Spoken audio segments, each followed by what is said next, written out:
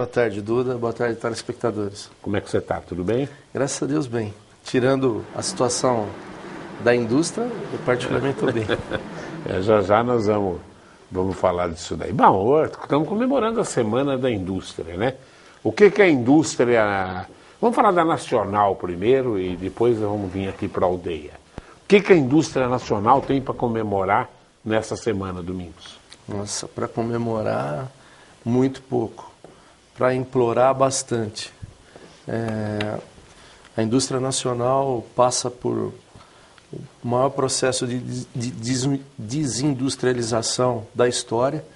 Nós perdemos aí 12% do PIB em 10 anos. País do mundo nenhum suporta uma indústria fraca, mesmo o Brasil, tendo aí a indústria do agronegócio como uma alavanca, uma força, mas a indústria de transformação brasileira, ela está sucateada, praticamente em extinção, e os teimosos que continuam vivos, eu não sei por quanto tempo. E a indústria da nossa região, Domingos? Então, Duda, às vezes você vai em alguns lugares, até pelo cargo que a gente ocupa, você ser muito pessimista, você acaba... É o duro que a gente tem que falar num todo, né? Você sabe que existem alguns setores, algumas empresas que, por feedback do proprietário ou pelo setor, ter um momento de oportunidade, coisa e tal, o cara consegue se reinventar um produto, fazer a mesma coisa de uma outra forma, com menos preço, enfim, mudar a logística dele, que é um outro problema brasileiro, paulista principalmente. Hoje você ter um carro andando para vender os seus produtos e o outro para entregar é praticamente proibitivo. Enfim, a gente tem na nossa região, por incrível que pareça, nós temos até que comemorar, porque nós estamos com 3 ou 4 meses seguidos, embora muito pequeno, mas com acréscimo de geração de postos de trabalho no setor industrial, frente à grande diversidade de setores produtivos que nós temos, e também porque eu acredito numa outra coisa, que é o perfil dos empresários, tanto de Bauru como de região, serem empresas familiares. As empresas que mais estão sofrendo hoje são as multinacionais, os grandes conglomerados. Novas vagas na indústria é difícil de criar, né, Domingos? Olha, nós trabalhamos com a perspectiva de chegar no final. Se nós pegarmos os últimos 12 meses em Bauru, nós estamos com quase 6% negativo de geração de empregos. É óbvio que nós fomos prejudicados por algumas questões pontuais. Nesse período está o evento do fechamento da Ajax, que trouxe isso bem para baixo. Mas a gente trabalha com uma perspectiva de ter aí próximo de tanto negativo como positivo a geração de postos de trabalho em Bauru e região para 2015. E o mesmo perspectiva para 2016, ou seja, indústria praticamente estagnada, sobrevivendo. Veja bem, em serviços, no modo geral, pelo que eu converso com todo mundo, quem conseguir ter o faturamento que teve o ano passado, vai estar bem. A indústria é assim também, ou a indústria vai ter que faturar mais do que faturou o ano passado, ou quem conseguir faturar o que faturou o ano passado, deve dar graças a Deus. Duda, o problema é a amplitude do setor industrial. Você não consegue uma fórmula para acertar tudo. É diferente da escola, da qual eu já tive, você tem há muito tempo. São muito próximos. O negócio é aquele, a conta é igual para todo mundo. Na indústria, depende do setor do cara. Às vezes, a empresa está com um faturamento até maior do que o ano anterior, mas com uma venda menor. Porque ela teve produtos que são importados, componentes do seu equipamento, ela conseguiu dar um reajuste porque ela alavancou com o dólar. Às vezes a máquina dela é uma máquina estipulada em dólar e na hora da venda ela vai receber em dólar, então houve esse acréscimo do dólar. Então é muito diversificado, é muito variado. Mas o que a gente vê na indústria, na verdade, é produção. Quantidade de produção. Então, se o cara produziu 1.000 ano passado, Esse ano a gente está trabalhando com a hipótese de produzir entre 800 a 1.000.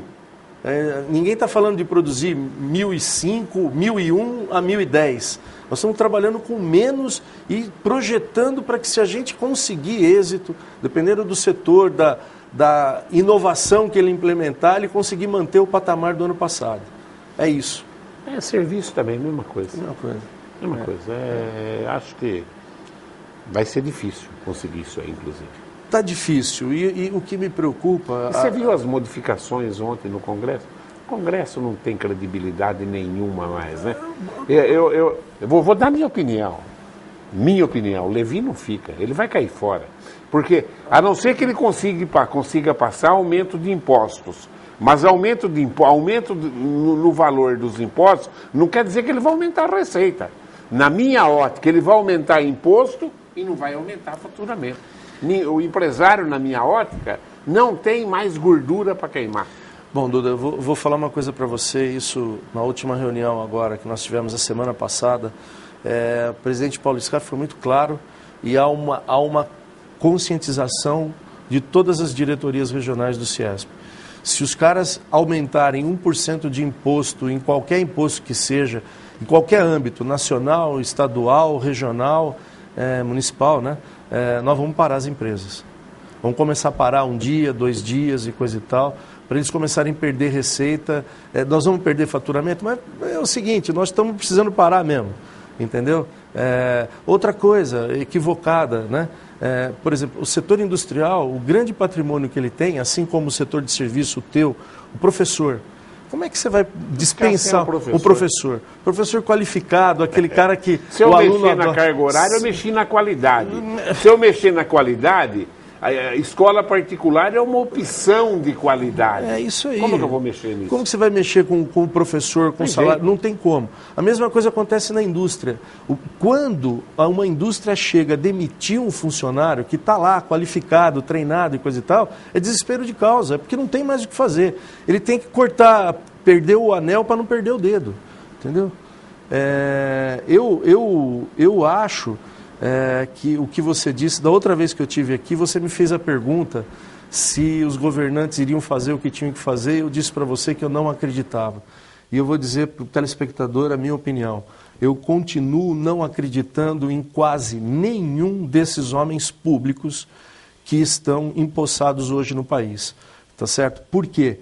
Porque eles foram conduzidos aos cargos que estão, muitos deles, principalmente os deputados e senadores, sem o mérito, e sim por questões partidárias, coligação daqui, dali, coisa e tal. Então, eu não acredito nesse modelo político que está aí, não acredito em 99%, não vou falar 100% para não ser injusto com uma minoria decente, mas uma curta e pequena minoria decente. Eu não acredito nesses caras. E o país, se a gente acha que nós chegamos no fundo do poço, a minha opinião é que ainda nós não chegamos.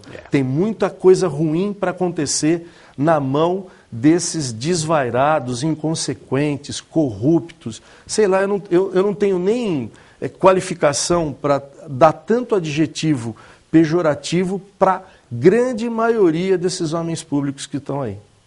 Mas você quer ver, ontem aconteceu uma coisa corriqueira no meu dia, mas que depois eu comecei a devagar em cima. Eu fui num grande restaurante do centro da cidade ontem, que pelo menos uma vez por mês eu vou lá, quando o meu diretor de São Manuel vem, ele gosta desse restaurante, eu vou lá sempre. Domingos, cheguei 1 hora no restaurante, saí da TV Prevê, fui para lá ontem. Tinha 2 mesas com gente. E um lugar que às vezes a gente chega, tem que esperar lugar. A minha mesa e mais uma. Agora é um restaurante de alta qualidade, que faz nota fiscal. Imagina só a arrecadação de imposto deste restaurante, como vai cair. Porque não tinha ninguém no restaurante. Ninguém. E qual é o problema? Ele vai ter que se adequar para a realidade de demanda dele. Cheio de garçom de pé, cheio de garçom de pé. Provavelmente daqui a pouco o desemprego chega lá também. Só que acontece o seguinte, e o homem público que vive do tributo que ele recebe, né? O que vai acontecer com a equalização das contas que ele tem que fazer? Infelizmente, a gente está num viés complicado. Você falou no SCAF, a Beatriz, a estudante da IT, ela manda aqui. O CIESP sempre defendeu a moralização na política. Porém, o presidente Paulo Scaff, para ficar na instituição até a próxima eleição, estendeu seu mandato por mais 3 anos, em um processo no mínimo duvidoso, onde participaram menos de 10% de seus associados pegos a laço. Está informada ela, hein? Você não acha que isso desmoraliza o CIESP diante da sociedade? Olha, eu tenho a minha opinião particular com relação a isso, e dentro do cronograma aqui, não sei se o Duda quer adiantar, ele vai até perguntar o que vai acontecer comigo, eleição CIESP. Dia 27 de setembro termina o meu 2º mandato, do qual eu fui eleito com muita satisfação e honra pelos associados locais aqui de Bauru, e eu dou adeus ao CIESP, tanto eu como meus 2 diretores, o Gino e o Leleco, nós nos afastamos, nós não renunciaremos até por causa dessa situação que a telespectadora, o nome dela é?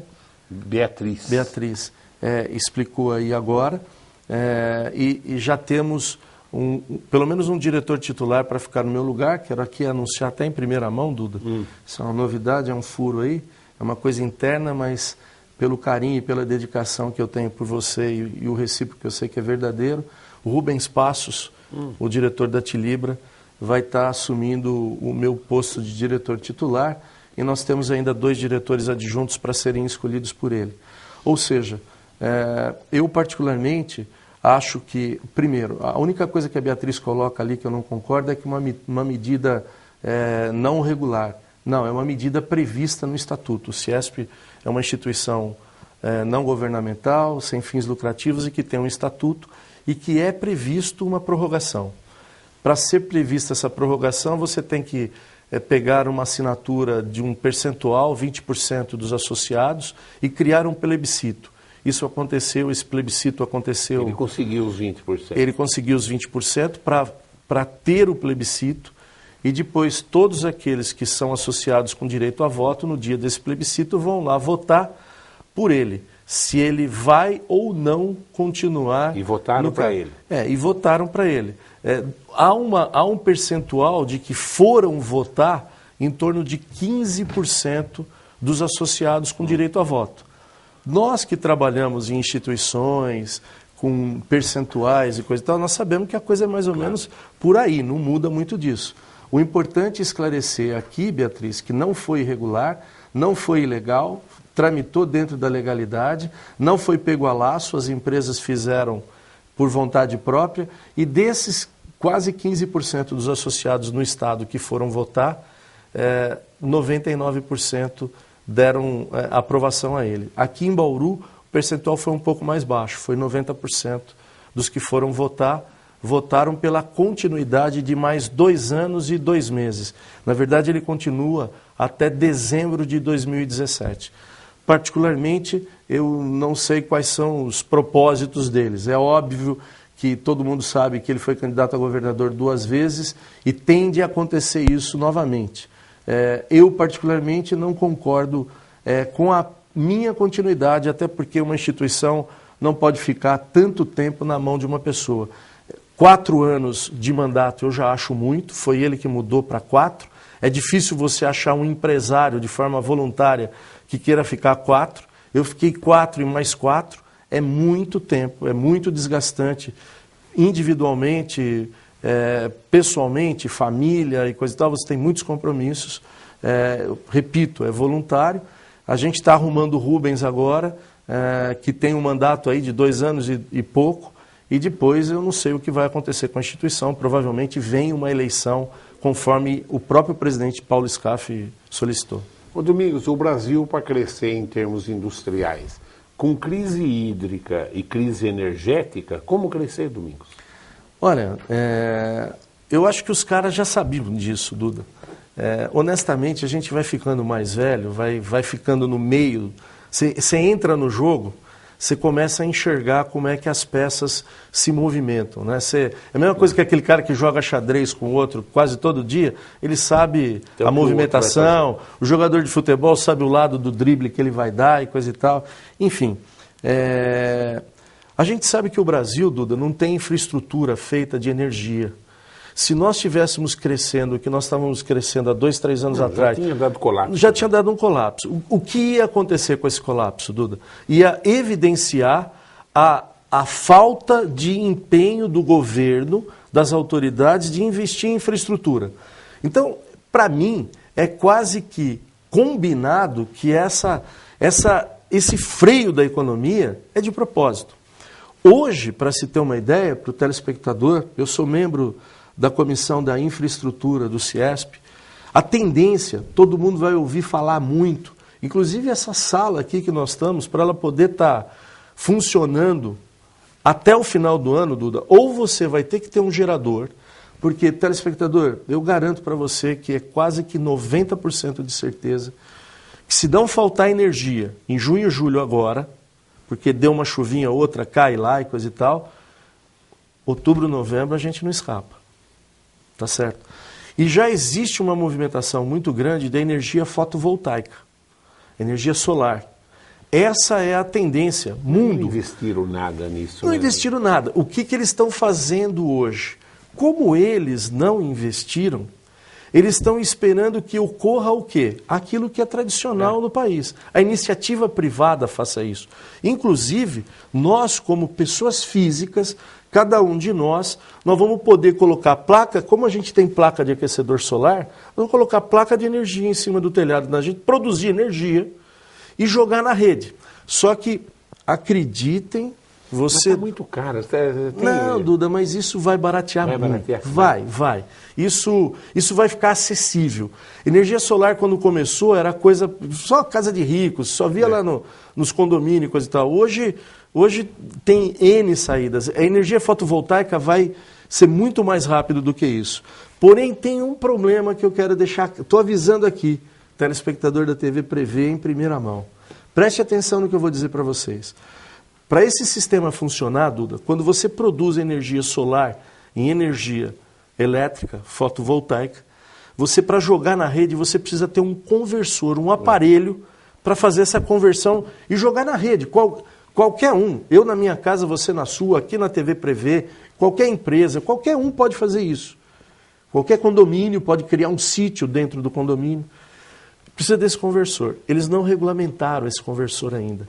Está uma treta do caramba, porque isso provavelmente vai ser um mata-burro na mão de algum nefasto, de algum senador, de algum deputado, ou de alguma meia dúzia deles e coisa e tal, porque é aí que vai resistir toda a tecnologia de você poder jogar na rede. Porque senão hoje, quem tiver energia fotovoltaica já poderia estar sendo autossuficiente. Você na tua casa, na tua empresa, aqui na tua escola. Verdade. Entendeu? Então, esse é o país que a gente vive. Nós não tivemos investimento em infraestrutura. E a questão da água, Duda, eu acho que a água é diferente da energia. A energia é uma coisa exequível. A questão hídrica não é exequível, a não ser que você vá para o subsolo buscá-la. Tá certo? Você depende dos intempéries. Eu acho que a água é menos gerenciável, na minha singela opinião, do que a energia. E, infelizmente, nós tivemos muito pouco, principalmente na energia e na água. Mas a água trouxe benefícios, inclusive. Porque cada consumidor fez um dever de casa. Claro. É aquilo de países que passaram guerra, como os nossos avós, nossos pais, que nos ensinaram um monte de coisas que a maioria do brasileiro não tem. Você precisa não ter para aprender a dar valor o que é ter, não é verdade? Uma vez eu fui da Hungria, de Budapeste, para Viena, na Áustria. Depois que eu entrei na Áustria, olha, quase 1 hora eu passando, só energia eólica, só essas torres de energia eólica, uma atrás da outra. Aí você tem as eólicas no Nordeste e não fizeram a rede. Eles estão gerando energia e não estão... É só no Nordeste, você acha, né? Só no Nordeste. Mas não estão levando a energia que o eólico leva para a rede de... Então, não dá para levar a sério? Não, nada a sério. E para aproveitar, Você viu lá na Suíça, ontem prenderam o ex-governador José Maria Marim e esse rombo na FIFA, faz 20 anos que falam isso, e o Romário nos últimos anos se elegeu em cima da corrupção que tem na FIFA e no futebol, né? Mas que coisa, né? E aí os negros vão pra cadeia mesmo, né, Domingos? Olha, como está mexendo com dinheiro e com a idoneidade europeia e coisa e tal, eu acredito. Mas todo mundo sabia, principalmente o que acontecia aqui na CBF, coisa e tal. Tem uns negros ricos aqui que viraram empresário no Brasil, dono de televisão e de tanta coisa. E segundo as más línguas, né? Esquentavam dinheiro do Roberto Teixeira, e se diz por baixo do pano. Por exemplo, né? A história do Avelange, do Teixeira, agora do Marim, quer dizer, é uma história nefasta, não é possível tanto tempo. Duda, é isso que eu digo, que não acontece conosco, empresário. Se você tem tua empresa e está faltando um alvará, você tem 50 professores, você tem um professor lá que está com a licença provisória porque ele é estudante, coisa e tal, vencida ou que venceu e coisa e tal, o cara vem e fecha a tua escola. O empresário, o cara que está aberto, de regularizado, que não pode deixar de ter nada funcionando regularmente. Como é que esses caras conseguem... Quer dizer, eles devem engraxar muita gente, né, Duda? Eu ia perguntar para você de terceirização. O Rony Damasceno, ele fala, hoje o maior patrimônio de uma empresa são as pessoas que trabalham nela. Se continuar a crise, vai ser o único patrimônio da empresa, viu? O projeto de terceirização PL 4.330, que o Ciesp tanto defende, poderá passar este patrimônio para as empresas terceirizadas, que também são empresas.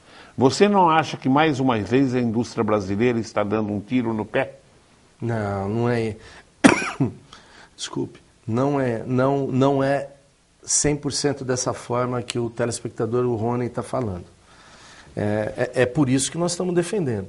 O que acontece hoje com uma indústria, Duda? Vou pegar uma indústria e vou pegar uma empresa do comércio, aí, uma pizzaria, que tem um pizzaiolo e tem um forneiro. E vou pegar uma indústria que tem 5 soldadores. Aí o que acontece? O cara que tem 5 soldadores, esses soldadores têm férias. Esses soldadores podem ter algum problema de não vir trabalhar e coisa e tal. Então, o que uma empresa tem que fazer? Ela tem que treinar um 6º soldador, que efetivamente ele vai cobrir férias de 5 soldadores, ou seja, ele vai trabalhar 5 meses como soldador e vai ficar 7 meses no stand-by, sem trabalhar como soldador. Mas esse 6º soldador, ele é pago como soldador, ele ganha para trabalhar como soldador 12 meses por ano, mais férias, 13º, etc, etc, etc, mas só trabalha 5.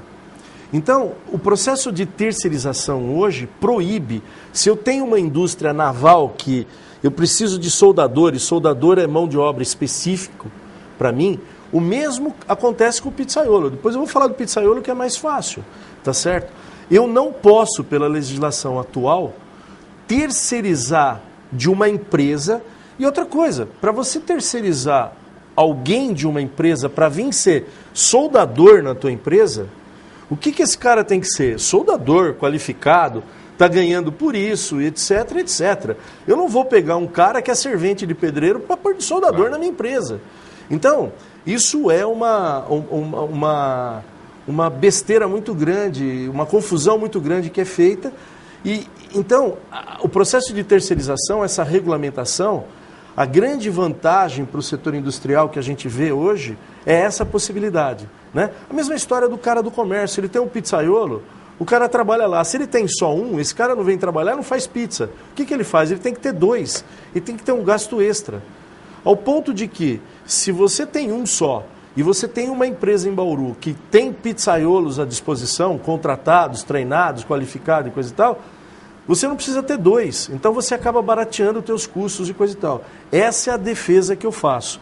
Lembrando que isso hoje não é permitido. Você contratar a mão de obra específica do teu negócio de forma terceirizada. E a terceirização traria isso. Agora, Eu vou dizer aqui publicamente a minha opinião. Por trás, Rony, disso que você, eu não sei qual é o teu viés, ou por trás do que a CUT, a única central que se posicionou contra isso, está, na verdade, os cargos públicos.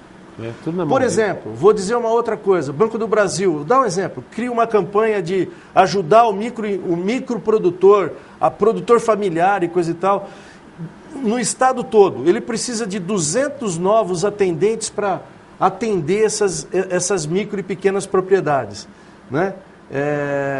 O Banco do Brasil tem que contratar, terceirizar, licitar e coisa e tal, e colocar 200 novos funcionários que vão ter que ficar ad eterno dentro do Banco do Brasil. Ele não pode contratar terceirizados por um serviço específico que vai durar 2 ou 3 meses. É isso, por trás disso, que está a mobilização da CUT. Principalmente, ela não está preocupada com o setor produtivo, ela está preocupada com os cargos públicos, porque a terceirização poderia acontecer dentro das estatais, inclusive. Você viu o Bauru Basquete perdeu ontem, eu sofri tanto, hein? Olha, eu posso dizer uma coisa para você, eu consegui assistir só até o segundo quarto. 2. Sabe que parecia, mas Duda? O Flamengo jogou ontem. Mas a impressão que eu tive, eu não acompanho muito, porque o basquete, eu em certo período fiquei com pressão alta e o basquete me tira. Eu prefiro pegar o resultado logo no final. 5 minutos os últimos 2, 3 minutos é maluco. Mas ontem parecia que o porte físico, o tamanho do time em quadra do basquete do Flamengo era muito superior ao nosso. Eu espero que deu tudo certo para o Flamengo. Eu espero que tudo que tinha que acontecer de errado aconteceu ontem e que a coisa se reverta. Deus queira, até porque acredito muito nesse fantástico trabalho que está sendo feito por toda a família do Bauru Basquete. O Pedro Valentim coloca aqui, ó. E por falar em corrupção na CBF, na FIFA, no governo federal e outros, está demorando demais para ser dada a sentença na área criminal naqueles que desviaram milhões do hospital de base em Bauru. Que se condene os culpados e absolva os inocentes. Mas o que não pode é esse crime prescrever, ou seja, ficar sem punição. Prescrever não, né? Porque o processo está andando, já não prescreve mais, prescreve ainda. Honestamente, eu não tenho conhecimento jurídico. Advogado, mas, Pedro, quero aqui mandar um abraço para você. Você sempre, que eu estou aqui, você quase sempre participa. Uma boa lembrança que você fez, uma coisa que trouxe. Aliás, como é que as pessoas conseguem, Duda, desviar dinheiro de saúde, de hospital, de merenda? Sei lá.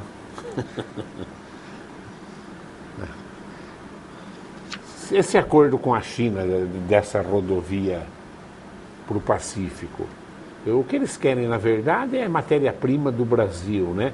Se você acha que a nossa região é pobre de matéria-prima, né? Que benefício pode ter nossa região com isso, Domingos?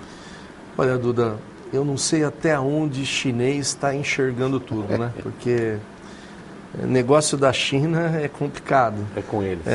Negócio da China é com eles. O chinês, ele é muito rápido, ele vislumbra, tem coisa aí.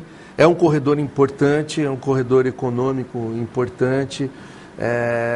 Me preocupa o governo no momento de crise, no momento de falta de credibilidade e coisa e tal, tá firmando um acordo desse.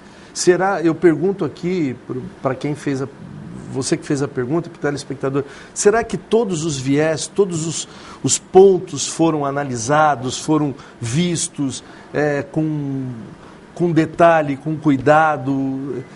Sei lá, Duda, honestamente, é aquela tal história. Quando você está. Até agora os acordos com a China só comprometeu o Brasil, né? O Lula abriu, na verdade, faliu um montão de industriazinhas no Brasil, né? Na verdade, o chinês é o seguinte: eu participei de umas meia dúzia de missões com empresas chinesas e com o governo. O governo vem de Araque, eles trazem alguém do governo. Uma vez eu estava numa dessa meia dúzia que eu participei em São Paulo. Participei representando o Ciesp, outras até com a minha empresa e coisa e tal. Tinha um cara do governo chinês, o projeto do governo chinês lá era dar um copo de leite para cada criança chinesa. Aí nós lá na hora, eu peguei e falei, vamos fazer a conta, quantas tem, um copo de leite é um volume, coisa. Então chegamos a uma conclusão que não tinha vaca no mundo suficiente para produzir o leite que os caras precisavam, que eles tinham que procurar uma outra fonte energética com a mesma coisa, alternativa, porque natural da vaca era impossível. Enfim, o negócio é que os caras, eles sempre vêm atrás de matéria-prima para eles industrializarem. O chinês, ele não permite que saia de lá nada, essa folha de papel tem que sair de lá impressa, processada e coisa e tal, não pode sair em branco, muito menos a celulose e coisa e tal, enfim. Por isso que eu digo que um governo... E o que é a indústriazinha que mudou para lá, né? De Birigui ali, indústrias de sapato, porque o imposto é pequeníssimo, a mão de obra é baratíssima. Aí, Duda, eu vou falar uma coisa para você que tem duas coisas aí que aconteceram. Eu não sei separar, a mesma história do ovo e da galinha. Eu não sei separar, honestamente, o telespectador, com toda a lisura possível, não estaria falando isso em público, eu não sei distinguir que momento que foi que aconteceu isso. Teve um momento que o empresário ele começou a ver assim, o chinês está vindo para cá, ele vai entrar no meu setor. Quando que isso acontece? Quando você produz alguma coisa de consumo mundial, de consumo muito grande. Você faz uma coxinha aí, não se preocupa que o chinês não vai vir aqui com a sua coxinha.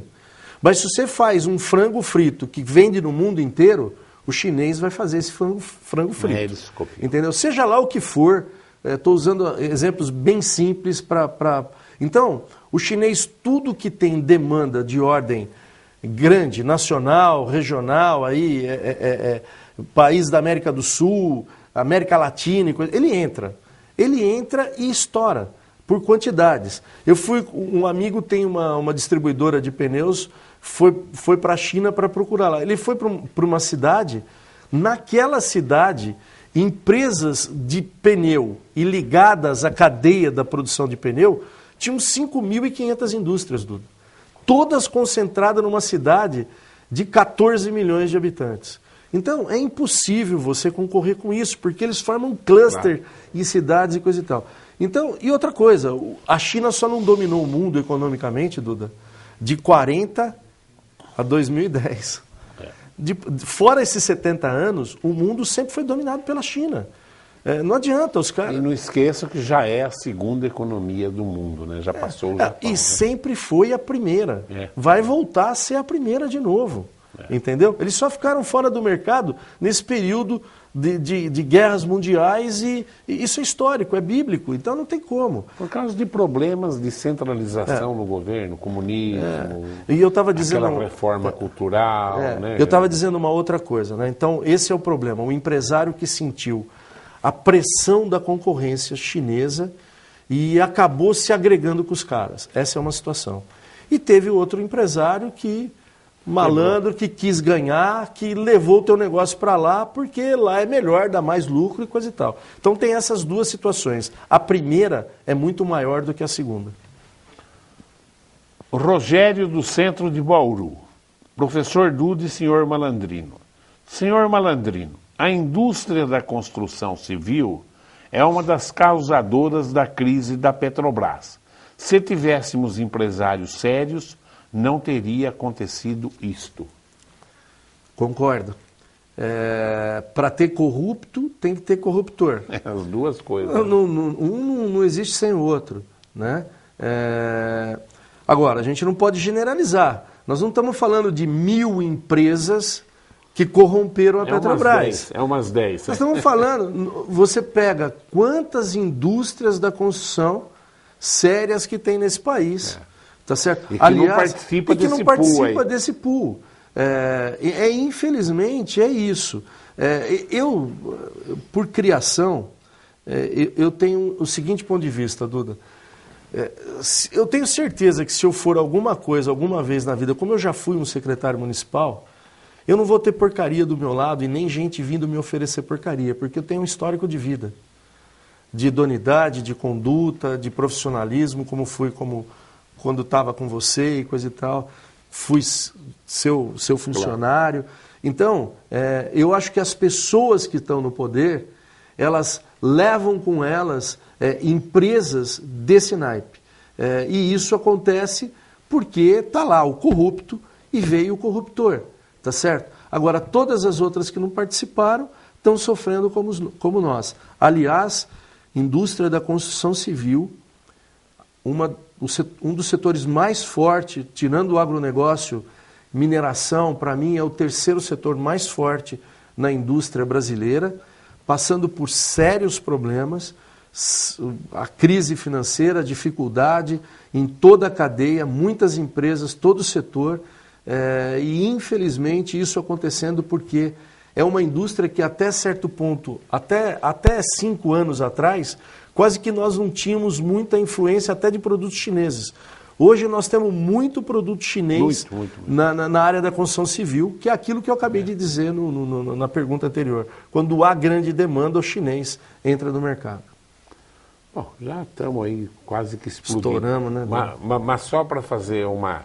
Você viu que pegaram o chefe da máfia aqui no Brasil, 29 anos no Nordeste, tinha uma... Saiu agora essa notícia? Saiu ontem, você não viu isso daí? Não, o maior chefão da Camorra italiana estava aqui no Brasil, casado, com um filho. Posso dizer uma coisa para você? Dá uma olhadinha direita que não é só ele que está. Não, mas quem que não sabe? Capaz de deixar o Dolph Hitler ainda por aí. Algum neto do Hitler.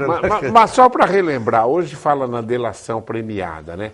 Ninguém enfrentava a máfia na Itália, ninguém. Matava juiz, matava promotor, matava político, matou o presidente da República. Aí a grande saída do Ministério Público italiano foi a delação premiada, né? A hora que pegaram um começou a entregar o outro, pouco importava se aquele que entregou ia morrer logo em seguida. O que aconteceu? A justiça italiana acabou com a máfia na Itália com a delação premiada. Só estou falando isso porque no Brasil hoje, esse juiz do Paraná aí, o Moro, está usando a delação premiada e já está sendo criticado pelos próprios meios jurídicos. Sei lá, eu não sou advogado, não entendo tanto, mas na Itália deu certo. Agora, para onde os caras fugiram? Para o Brasil. Agora pegaram o chefe da máfia aqui no Brasil. Esse cara só matou esse coitadinho 26 pessoas, entendeu? Ele só matou 26, esse coitadinho aí. Olha, Duda, o que você disse é muito importante, é um viés técnico, jurídico, a delação, uma coisa extremamente importante, só que eu quero fazer uma ressalva aqui, né?